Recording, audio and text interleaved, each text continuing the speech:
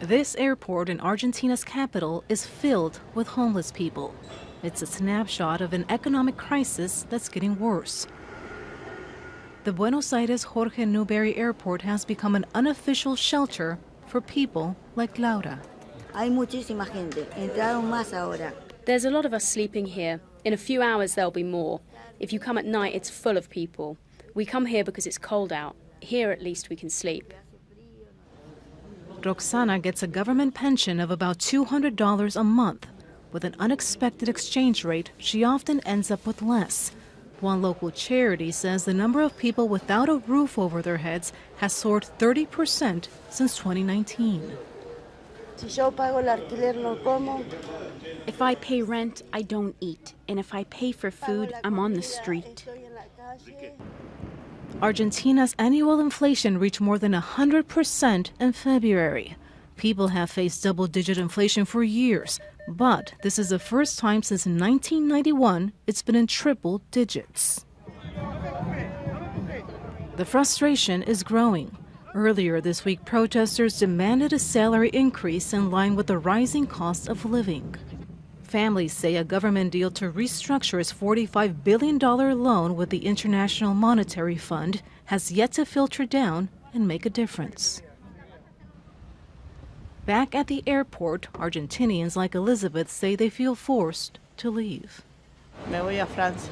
Tengo trabajo allá, ya me consigo I'm going to trabajo. France. I found a job there. Here the situation is difficult.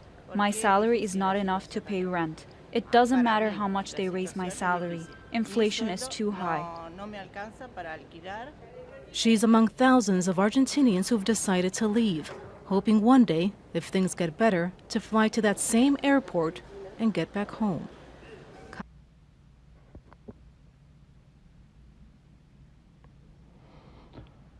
Shalom.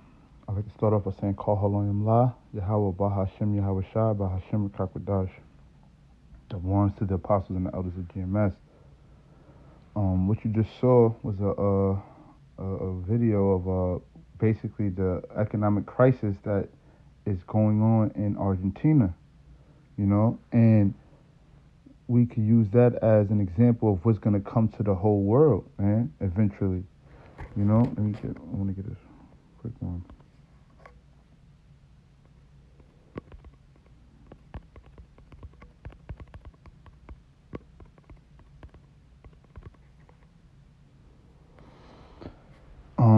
Let me read, it says, 2 Corinthians 2:11, it says, lest Satan should get an advantage of us, for we are not ignorant of his devices, right? And then, because we understand that, listen, who runs the world government, the world monetary system? You know, those central banks, man. These recessions and the de-dollarizations and all of these things are all manipulated, man. With the purpose in mind of what? Of bringing in that RFID, that charagma, the MOTB, that digital currency. You know, all of this is all a ploy. It's all different plays, but it's all for the same outcome, which is what? To get you to take that charagma, man. But before we get there, you gotta understand it's gonna be a shit ton of hardships, you know. And these people, well, Esau, you know, he don't care about anybody, man. He doesn't. That is blatant to see, man. You got the people out there living in airports. You got them living on the street, like the lady said. If she pays her rent, she can't eat. And if she buys food, then she can't have no place to stay. Which we know is going to lead to what? It's going to lead to an uproar on the people, man. People are gonna not. The scripture said they're not gonna paraphrasing it, they're not even gonna take into account the police officers, I guess the higher authorities. There's gonna be survival of the fittest, man. Sedition of men, you know, and that's what they want, man. Because then what happens is what they bring in those Gurga troops, you know, and that's when they start using those and this more so I'm speaking about what's gonna happen in Babylon, which is America. You know, because then when that does happen, because we see now the dollar is being dumped at a rapid pace, man, and it's only a matter of time before the world catches on and then it really hits. Because, you know, those that know, they're feeling it now, but once it really, really gets dumped and it's over with, then everybody's going to feel it. And that's when you're going to start seeing people panicking, man. You know, but we understand that this is all prophecy, you know. Let me get Jeremiah 30:7. It says, alas, for that day is great, so that none is like it. It is even the time of Jacob's trouble, but he shall be saved out of it. And, you know, we are in the beginning, you know, of Jacob's trouble, man. We know that we're going into Jacob's trouble right now because we seeing the rumors of war. We seeing the dollar, the RFID being introduced, the famines, you know, all of these things happening. You know, Jake and General just waxing cold, man.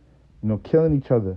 We're seeing all of this happen now. The rise in crime, depression, you know, loss of jobs, you know, the food being destroyed, the crops.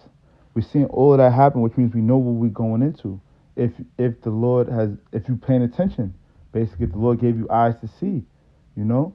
So we understand that those hardships are going to happen, man, and we only in the beginning for it. But what did it say at the end? It says, "But he shall be saved out of it." He meaning those that truly believe in the Lord, the elect. You know, those that the Lord is going to basically look out for, man. Let me get another scripture real quick.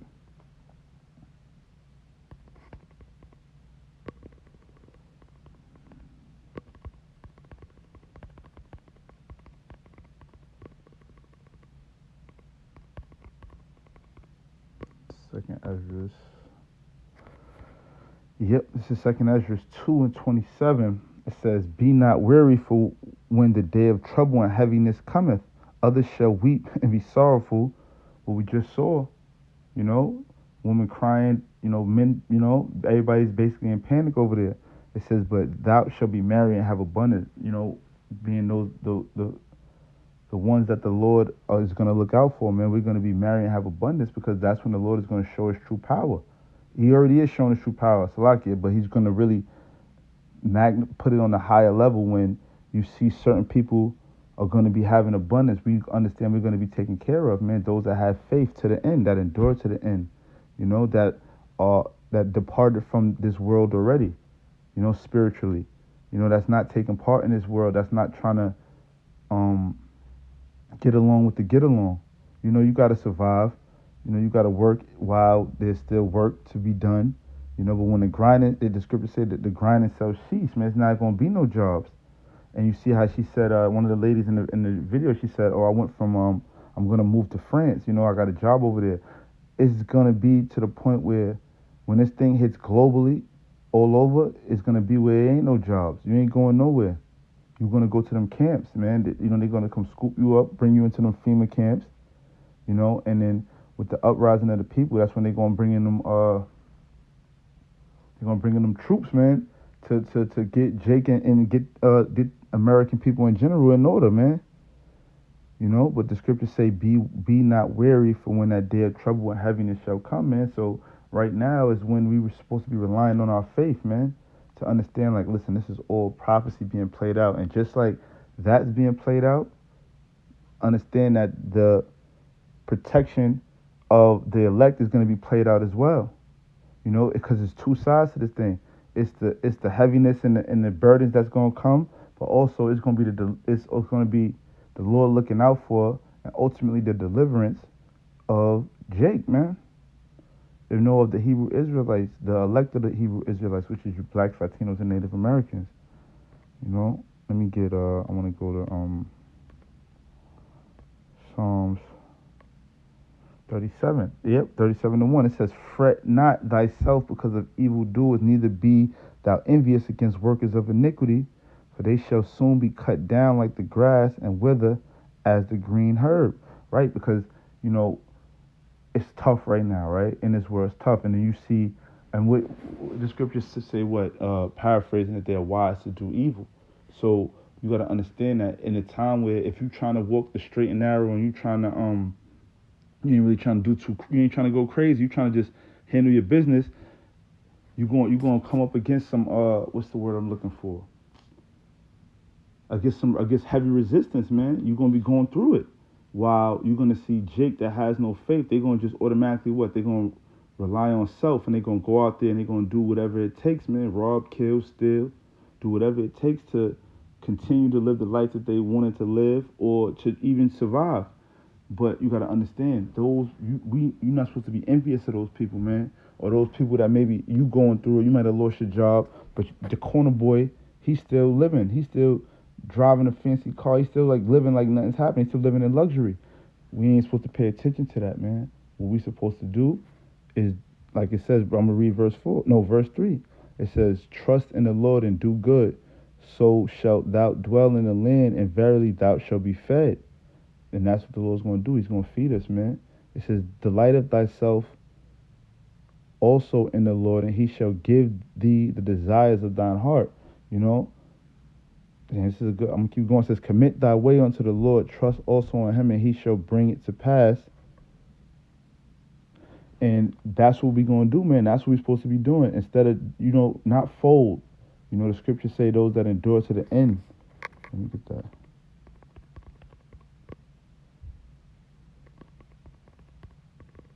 Slovakia, endure.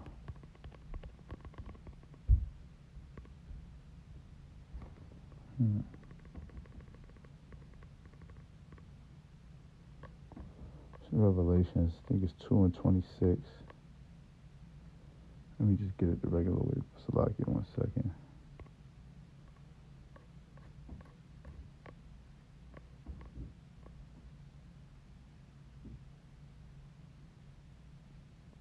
Right, so I wrote, it wasn't that, but this is Revelations 2:25. It says, but that which ye have already hold fast till I come, right? And which we have is the truth. We have the knowledge, the wisdom, the understanding. We have the laws. We have faith, ultimately. The main thing was we have faith and belief in Yahweh B'Shem Yahweh Shai, and that what? That the same way he's going to bring down Esau, he's going to bring down this kingdom, this wicked kingdom. He's also going to raise up Jake, man. He's also going to take care of his elect, man, those that believed in him. So you have to hold on to that no matter what. It says, and he that overcome and keepeth my works unto the end, to him will I give power over the nations. And that's what you're going to receive by you standing tall. It's easy to say what you're going to do when, I guess, we living in prosperity, right? Or so to speak, because I don't really know. Jake never really lived in Babylon, we ain't never really lived in prosperity, but you ain't going through your what's the word? Your livelihood wasn't really at stake. Yeah, Esau always been stepping on Jake's neck, but ultimately now he's coming down with great wrath because he knows his time is short. It's over. He sees his kingdom is dwelling. So it's like, or dwindling. So it's like it's either now or never. So they going for it, and and when then like they bringing in this charagma. So now the dollar's dropping at the highest rate. Unemployment dropping. No food, this shit it's happening, it's going to continue to happen. And it's going to shake up a lot of people that don't have true faith, man, that's not rooted, in Yahweh B'Shem Yahweh Shai. They're going to be shaken up, man, and ultimately they're going to fall. By fall, I mean they're going to submit and take the charagma, or they're going to take whatever ultimately it's going to be the charagma, but before that, whatever Esau give them, quote unquote, as a solution. Because that's what he do. He created a problem, then act like he created a solution for it. So he's crashing the dollar, bringing on the inflation, bringing on the poverty. Then he's going to come with all right, listen, this is what we're going to do. You got to take this and we're going to do the reset. You're going to get this, that, and the third, and the week of Jake is going, they're going to fall and they're just going to submit and go with it, man. They don't have faith. But the elect, you got to hold on. And the main thing I was saying is that, as we get closer and closer to the end, it's going to get harder and harder and harder, and it's going to be stressful, and it's going to get, you're going to have anxiety, you're going to be stressed, you're going to be fearful, but those are demons, and all you got to do is really just have faith in the Lord, man. Pray more, pray without cease, and it should be easy for you to now separate yourself from this world, because you got to understand Esau is the one that's doing all of this. The shit is not, well, of course it's through the Lord, but Esau, the Lord is using him to do it. So you got to understand that, and that would be an easy way to separate yourself from the world even more, because that's a problem with Jake. You know, they tend to not be able to fully lead his shit alone. You know, it's been embedded in them. That's all they knew. You know, but now when it says put away that old man, that's a daily thing. You know, it's not a, I'm an Israelite, I know who I am, and now it's just you good. Nah, you're gonna be tested. That old man gonna be creeping up daily. You know, especially when shit gets rough. But I'm gonna get one more scripture and I'll end it off. The main thing is what it says.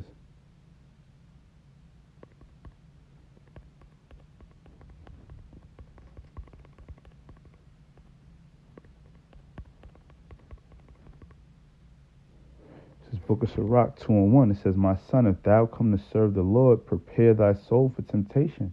So if you come in to serve the Lord, if you come in to be, because ultimately those that serve in the Lord and have faith in the Lord, those are the ones that's going to be saved, man. That's the ones who the Lord's going to look out for. So if you coming in that stead, you got to prepare your soul for temptation, man, for trials, to go through hardships, you know, to go through the fire now, because that's the thing. That's the furnace of affliction. We're going through it now, so you don't have to go through it later. You know, like we read in what's back in Second Esdras. Oh, I just lost it. Let me see.